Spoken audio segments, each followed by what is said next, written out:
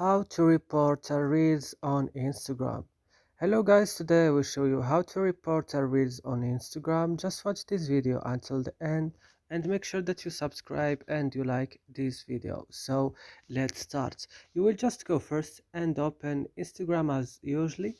Then when your Instagram is opening, you will just go here and click, for example, for reels.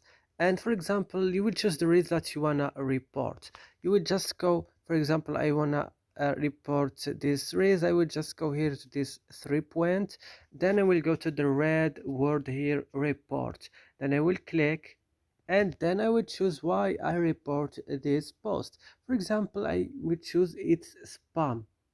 Then I will click next, and then they will give me like some advices, like if you want to block daily core official this account or restrike, or if you don't want to do this, you will just go back. And that's it guys. I hope this video is useful for you. Don't forget to like and subscribe in our channel, and see you next video.